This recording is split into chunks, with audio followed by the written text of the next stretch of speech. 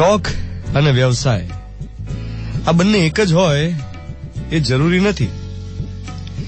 જેમ કે કોઈને સંગીતનો શોખ હોય તો જરૂરી નથી કે એ પ્રોફેશનલ સિંગર હોય.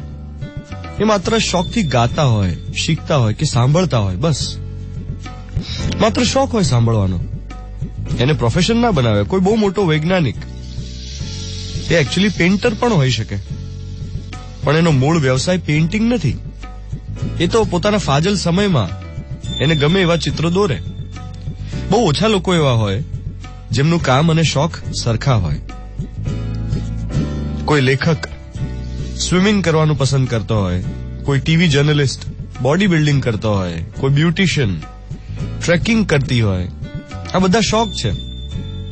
કોઈ કંપનીનો વાઇસ પ્રેસિડેન્ટ રિલેક્સ થવા માટે ટેનિસ રમે તો આ શોખ છે, વ્યવસાય નથી. પણ ગઈકાલે મેં મારા વ્યવસાયના ભાગ રૂપે ડિસ્કવર કર્યું કે મને કુકિંગનો જબરદસ્ત શોખ છે અને એ મારા પોતાના આનંદ માટે મને ગમતી પ્રવૃત્તિ બની ગઈ છે. એટલે મને જ્યારે પણ સમય મળે ત્યારે મારે રેગ્યુલરલી કુકિંગ કરવું જોઈએ, જસ્ટ ફોર માય ઓન જોય, એવું મેં ડિસ્કવર કર્યું. ગઈકાલે મેં દિવસ દરમિયાન ટોટલ 7 વાનગીઓ બનાવી અને 7માંથી 5 સારી બનેલી, 2 એવરેજ હતી, પણ મને મજા બહુ પડી. હું માનું છું કે દરેક માણસે જીવનમાં એક હોબી તો કેળવવી જ જોઈએ. એક એવી હોબી જેને એના મૂળ કામ સાથે કોઈ લેવા દેવા ના હોય, પણ આનંદ ખૂબ આવે.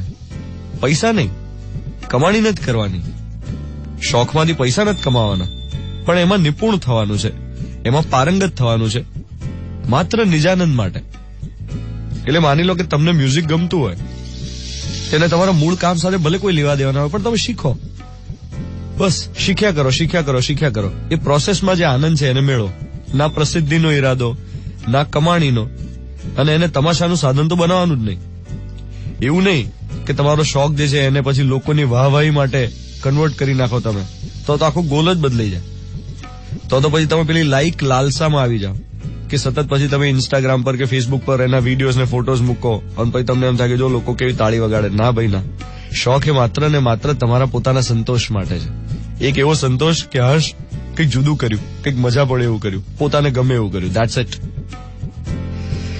7:13 થઈ રહી છે.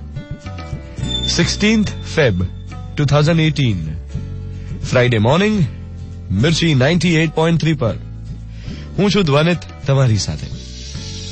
Good morning my dear.